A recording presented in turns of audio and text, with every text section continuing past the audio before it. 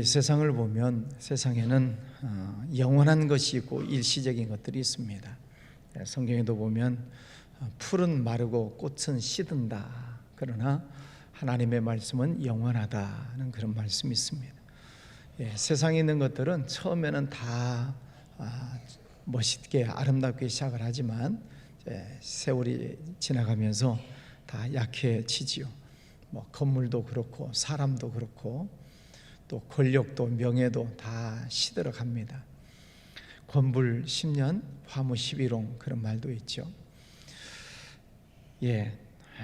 그러나 세상에는 영원한 것이 있습니다. 그것은 하나님의 말씀은 영원하다. 성령 또 성경책 하나님의 말씀은 영원하다라고 말씀을 하고 있습니다. 그리고 언젠가 이 세상에는 끝날이 온다는 거죠. 일시적인 것들이니까. 그래서 오늘 말씀에 보면 그 날이라고 하는 단어가 4번이 나와요.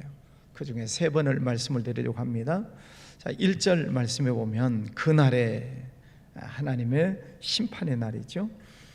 그날에 여호와께서 그의 견고하고 크고 강한 칼로 날랜 뱀 리워야단 곧 꼬불꼬불한 뱀 리워야단을 벌하시며 바다에 있는 용을 죽이시리라. 이게 무슨 말인가? 하나님께서 마지막 날 심판을 하실 텐데 날랜 뱀 리워야단이라고 하는 동물은 상상 속의 동물인데 바다에 있는 큰 괴물을 말합니다. 용이라고 하는 것도 실제 하는 동물은 아니잖아요. 그것처럼 하나님께서 무섭고 강한 바다에 있는 큰 괴물을 리워야단이다 그렇게 표현을 하고 있습니다.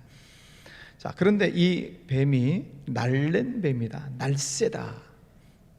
그래 이 이사야서가 기록되고 있는 그 당시로 놓고 보면은 물살이 센 빠른 그 강 유역에 있는 아수르라고 하는 나라를 상징한다 하는 것입니다. 그 아수르라고 하는 나라가 하나님을 대적하고 또 이스라엘 백성들을 괴롭힌 일들을 하죠. 두 번째 리워야단에 나와요. 꼬불꼬불한 뱀 리워야단. 이번에는 꼬불꼬불하다.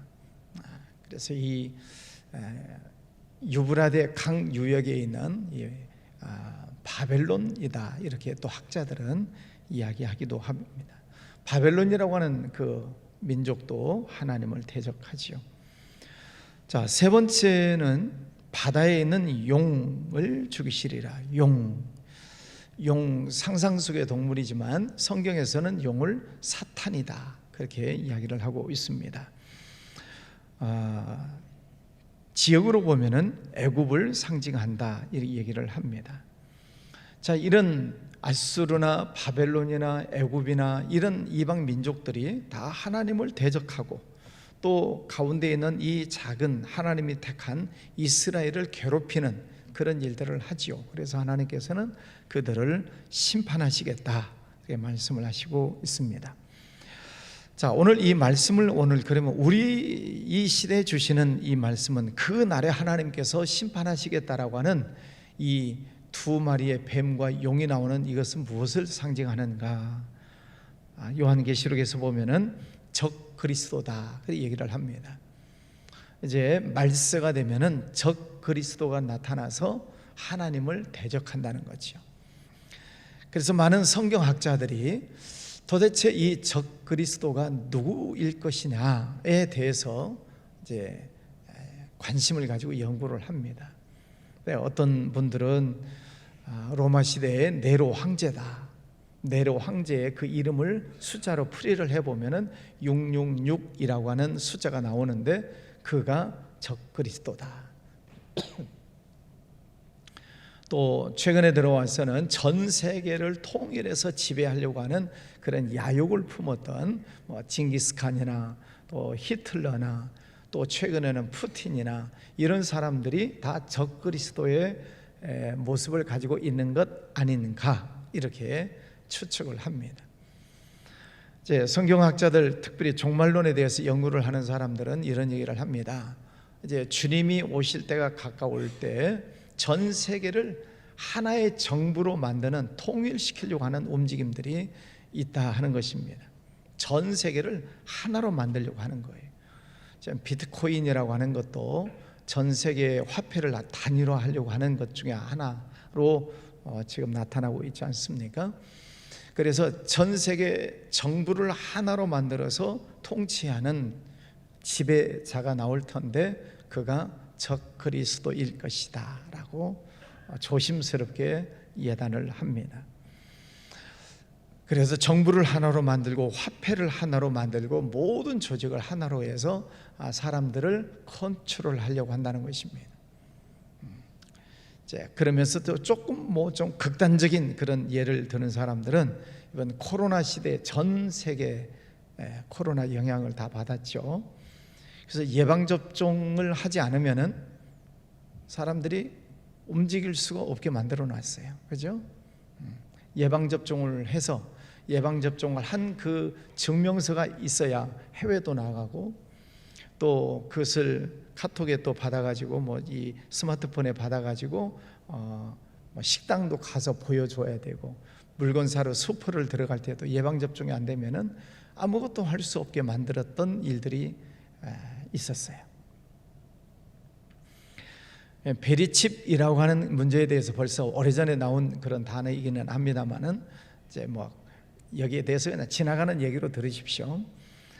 이제 마지막 그때가 되면 단일 정부가 생겨나면 사람들 몸속에다가 베리칩을 다 집어 넣을 것이다, 그런 얘기를 해요. 여러분 몸속에 마이신 정도 크기만한 것을 칩을 다 집어 넣는다는 거지. 그냥 지나가는 얘기로 들으세요. 그 칩 속에 여러분의 모든 정보가 다 들어가 있는 것입니다. 건강 정보, 위치 추적, 또 여러분이 하고 있는 모든 정보가 그 속에 다 들어가 있는데 그 베리칩을 중앙정부에서 컨트롤한다는 것입니다. 전 세계적으로 엄청나게 큰, 전 세계 모든 사람을 다 입력해 놓는 슈퍼컴퓨터가 있다. 그래서 앞으로 말세가 되면 적그리스도가 그것을 이용해서 사람들을 조종할 것이다. 그게 없으면 이제 꼼짝을 못하게 되는 거죠. 물건 살 수도 없고 어디 갈 수도 없고, 하나의 어떤 말세 일어날 징조가 아니겠는가라고 조심스럽게 말하는 사람들이 있습니다. 그러나 어쨌든 그 마지막 날이 되면 하나님께서는 그런 적그리스도들을 하나님께서는 칼로 망하게 하시겠다, 처단을 하시겠다, 심판하시겠다라고 하는 그런 말씀입니다. 하나님을 대적하는 자, 또 하나님의 백성들을 미혹하는 자들, 그러니까 하나님을 믿지 않는 모든 자들은 말세에는 하나님이 심판하신다는 그런 말씀이죠. 두 번째 그날이 나옵니다. 2절에 보면 그 날에 너희는 아름다운 포도원을 두고 노래를 부를지어다. 나 여호와는 포도원직이다. 자, 6절에는 후일에는 야곱의 뿌리가 박히며 이스라엘의 우미 돋고 꽃이 필 것이다. 결실이 지면에 채워질 것이다. 이것은 그 날, 첫 번째 그 날은 적그리스도들에 대한 심판의 날이고, 두 번째 그 날은 하나님께서 이스라엘 백성들을 회복시키시겠다라고 하는 말씀입니다. 그래, 시험, 우리가 학생들 연말에 가면 시험을 보죠. 또 수능고사 시험을 봅니다. 시험을 보면 어떤 친구는 그 시험 보는 날이 심판날이고, 어떤 날은 동시에 그 날이 웃고 기쁘고 승리의 날이 되는 것이고, 공부를 못했으면 심판의 날일 것이고, 공부를 열심히 잘했으면 기쁨의 날이 될 것이죠. 그러니까 똑같은 그 날이지만은 적그리스도, 하나님을 배반하고 적대시했던 사람들에게는 심판의 날이고, 그 날 하나님께서 심판하신 그날 하나님의 백성들은 회복되고 다시 하나님의 은혜 가운데 거하게 된다라고 하는 것입니다. 포도원을 노래한다. 이사야 5장에서도 하나님께서 극상품 포도나무를 심었다. 돌을 제하고 풀을 제하고 좋은 포도나무를 심어서 좋은 열매 맺기를 바랬다. 그런데 결국은 먹지 못할 들포도를 맺었다라고 말씀을 하시죠. 또 오늘 포도원을 또 말씀하고 있어요. 포도원을 두고 노래를 부를지어다. 포도원이 다시 이제는 회복된다는 거죠. 5장에서는 그 포도원이 먹지 못할 들포도를 맺혔지만은, 그러나 이번에 하나님께서 마지막 날 심판하시는 그날 포도원에서는 꽃이 피고 우미 돋고 결실이 지면에 채워지게 될 것이다. 회복되게 된다는 것을 말씀해 주시고 있습니다. 3절 말씀해 보면 나 여호와는 포도원지기가 되며, 하나님께서 그 포도원 농장의 주인이 되셔서 때때로 물을 주며 밤낮으로 간수하며 아무든지 일을 해치지 못하게 하시리라. 포도원 주인이 세 가지 일을 하신다는 거예요. 첫 번째는 때때로 물을 주며, 때때로. 물은 언제 줘야 돼요? 수분이 적을 때 물을 줘야죠. 아무 때나 막 물을 갖다 들이붓는다고 식물이 잘 사는 건 아니죠. 저도 뭐 화분도 키워보고 뭐 조금 뭐 이런 거 해보니까 아무 때나 갖다 막 물을 주면 썩어 죽어요. 그런데 또 이파리가 시들시들해지고 수분이 부족한데 물을 안 주면 말라 죽어요. 그러니까 때때로 물을 주며, 이 말은 하나님께서 지금 물을 줘야 될 때는 물을 주고, 또 바람이 불 때는 바람이 불게 하시고, 햇빛이 필요할 때는 햇빛을 주시고, 포도원 주인이신 하나님께서 때때로 그 포도원을 잘 농사를 지으시겠다는 거죠. 이스라엘 백성들을 축복해 주시겠다는 것입니다. 오늘 이 말씀은 오늘 우리에게도 주시는 말씀이죠.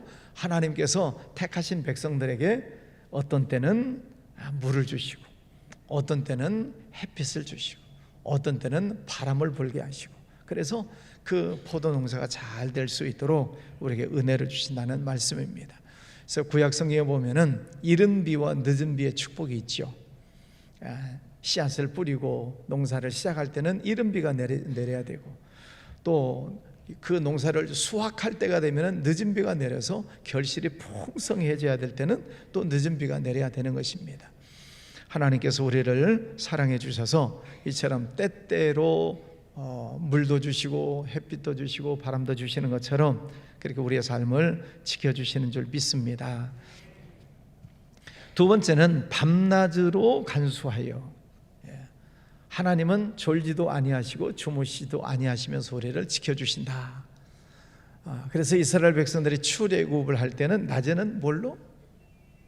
구름 기둥으로, 밤에는 불 기둥으로 이스라엘 백성들을 보호하셨듯이 하나님이 우리를 밤낮 우리를 지켜주신다라고 말씀을 하세요.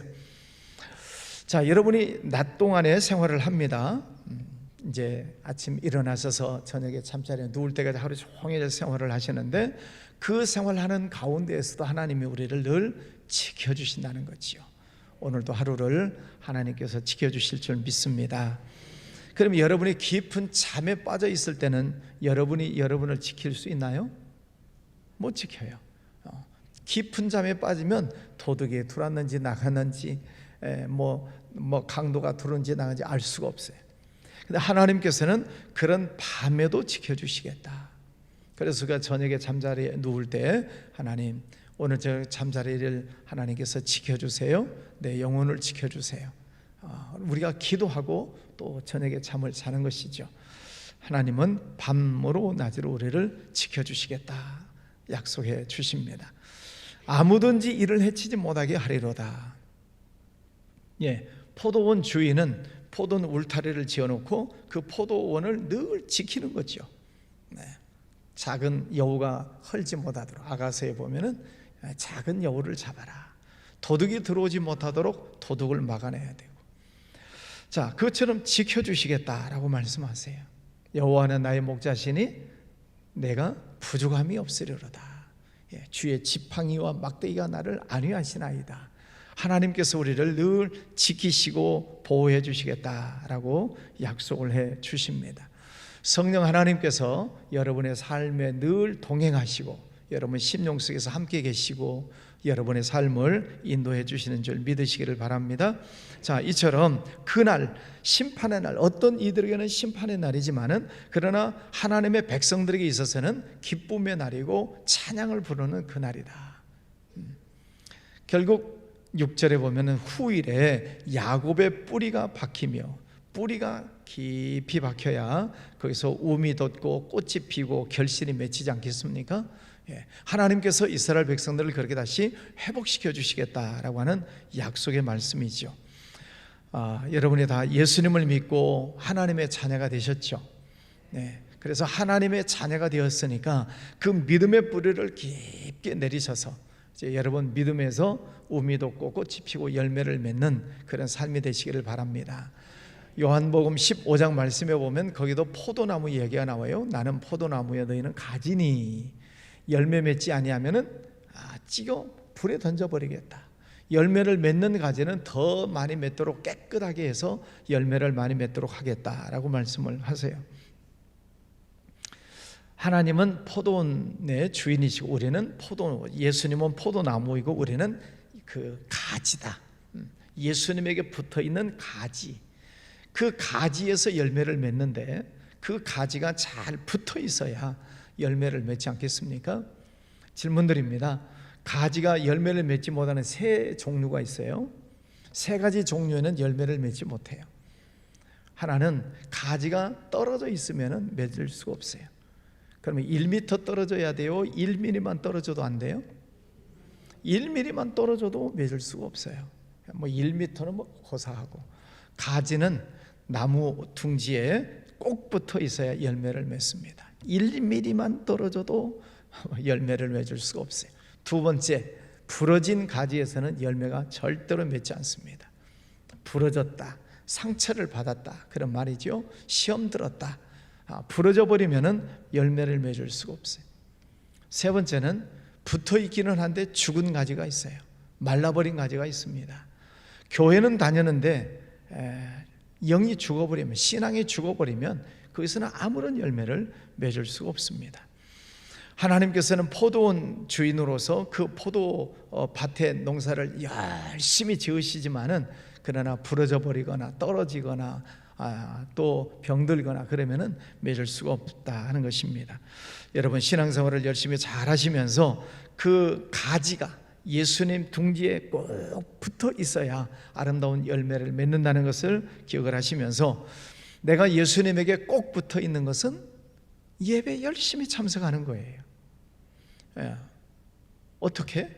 예배 열심히 참석해서 또 찬양하고 또 말씀 듣고 아멘하고 또 말씀이 오면 또 아멘을 하고, 아멘할 때까지 또 아멘을 하고 찬송하고 기도하고 또 하나님이 내게 주신 직분을 가지고 내 열심히 충성하고 헌신하고 봉사하고 전도하고 선교하고, 그게 꼭 붙어 있는 거예요.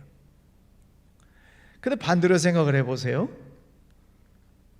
예배도 안 나오고 기도도 안 하고 찬송도 없고 봉사하다가 쉬어버리고, 그럼 점점 멀어지는 거예요. 가지가 부러졌거나 아니면 가지가 떨어졌거나 거기서는 열매를 맺을 수가 없어요. 오늘 새벽 예배에 나오신 여러분들은 예수님의 원나무에 꼭 붙어있는 그런 모습이시리라 믿습니다. 떨어지지 않도록 잘 관리하시기를 바랍니다.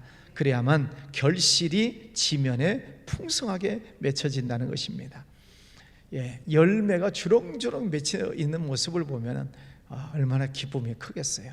그 포도원 주인이 얼마나 기쁘겠습니까?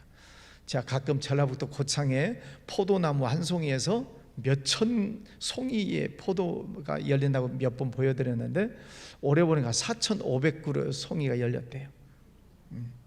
한 나무, 포도나무 하나에서 포도송이가 4,500송이가 열렸대요. 그만큼 그 나무를 잘 관리하는 거죠. 그 주인이 고창 사람입니다. 여러분 하나님께서 심판하시는 그날 여러분 열매가 주렁주렁 맺혀서 하나님 앞에 칭찬받는 삶이 되시기를 바랍니다. 자, 7절에 보면 7절부터 13절 마지막까지 말씀인데, 주께서 그 백성을 치셨던들 그 백성을 친 자들을 치심과 같았겠으며 백성이 죽임을 당하였던들 백성을 죽인 자가 죽임을 당함과 같았겠느냐. 그러면서 쭉 내려오면은 13절에 그 날에 큰 나팔을 불리니, 또 그 날이 나왔어요. 자, 첫 번째 그날은 뭐 하신다고요? 심판. 두 번째 그날은 회복. 세 번째 그날은 아직 얘기 안 했어요. 큰 나팔을 불겠다. 큰 나팔을 불겠다. 양각나팔인데요. 이스라엘 백성들이 출애굽을 할 때 양각나팔, 양뿔이죠. 양뿔 뭐 1m도 넘어요. 이렇게 큰 나팔이 있어요. 뿔로 된 나팔. 그것을 불어요. 그러면 그 나팔 소리를 어떻게 부느냐에 따라서 백성들이 움직여요. 뭐 지금은 그때는 방송이 없었으니까. 그래서 길게 부느냐, 짧게 끊어서 부느냐, 여러 가지 종류에 따라서 백성들이 지금 하나님 앞에 예배해야 될 때인지, 아니면은 이제 다 싸질머지고 이제 또 이동을 해야 되는지, 출애굽 시대니까 이동을 해야 되는지, 아니면은 뭐 적군이 쳐들어왔다 전쟁 준비를 해라 하는 것인지, 이 나팔 소리에 의해서 구분이 돼요.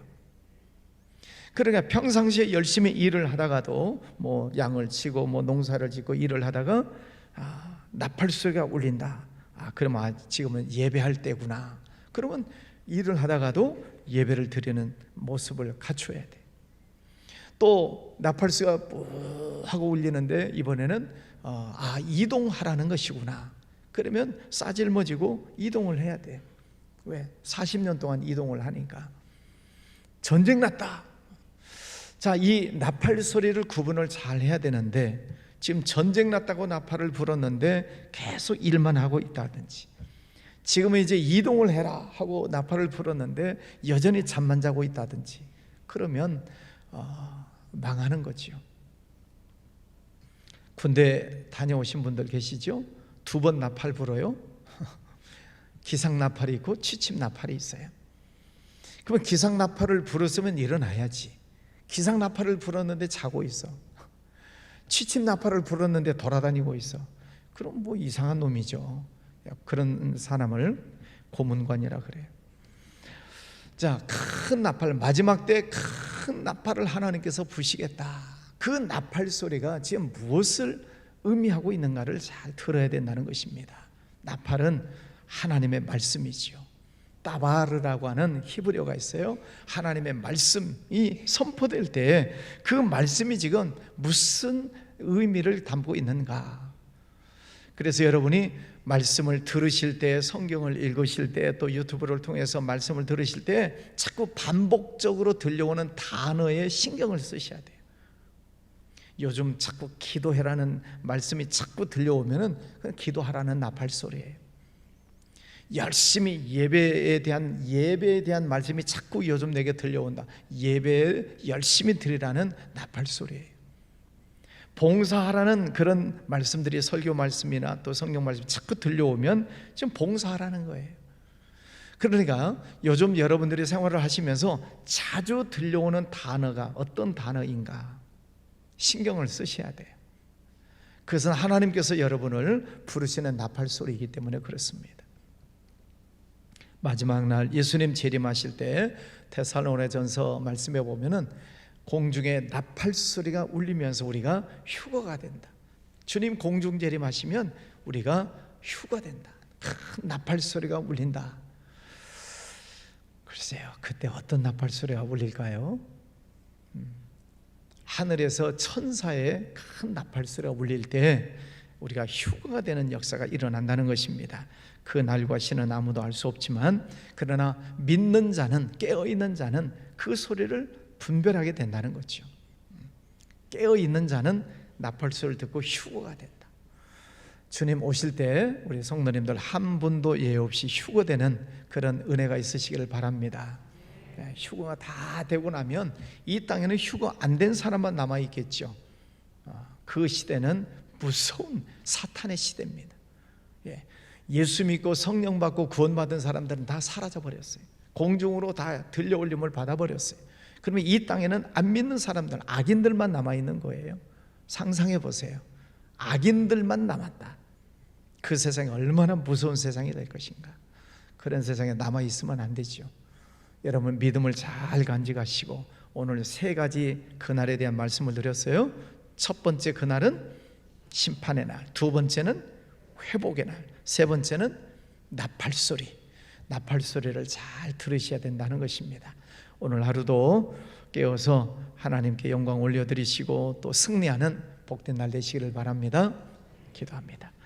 거룩하신 아버지 하나님, 감사합니다. 특별 새벽 기도의 두 번째 날, 그 날 하나님께서 심판하실 자는 심판하시고 회복시키실 자는 회복시키시고 하나님께서 나팔을 불어서 분별을 하시겠다라고 말씀해 주셨습니다. 아버지 하나님, 우리의 영이 늘 깨어 있어서 하나님의 말씀을 잘 듣고 깨닫게 하여 주시옵소서. 아버지, 오늘도 좋은 날을 주셔서 감사합니다. 종일토록 주님과 동행하며 하나님께 영광 올려드리는 날 되기를 원합니다. 성령님께서 우리를 지키시고 보호하여 주시옵소서. 가정과 자녀들, 직장, 사업장, 육신의 건강, 기도하는 모든 제목들 하나님 응답해 주시기를 원합니다. 악한 것들, 더러운 것들이 우리의 믿음을 흔들지 못하도록 물리쳐 주시옵시고 예수 이름으로 오늘도 승리하는 날 되게 하여 주시옵소서. 이 나라를 지켜주시옵시고 대통령, 여야, 정치인들 하나님 앞에 무릎을 꿇고 하나님의 말씀을 헤아려 갈 수 있는 은혜를 허락해 주시기를 원합니다. 또 해외 나가는 선교사님들 영육간에 강건하게 붙잡아 주시고 주님의 사명을 잘 감당하게 하여 주시옵소서. 우리 교회 위에도 언제나 성령 충만한 은혜를 주시기를 원합니다. 교회에 들어오는 모든 이들이 하나님을 만나고 문제가 해결되어지고 악한 것들이 떠나가고 질병이 떠나가고 교회 안에서 하나님을 만나는 역사들 일어나게 하여 주시옵소서. 오늘도 귀한 예물 드리는 손길 축복해 주시기 원하옵고 예수님 이름으로 기도하였습니다. 아멘.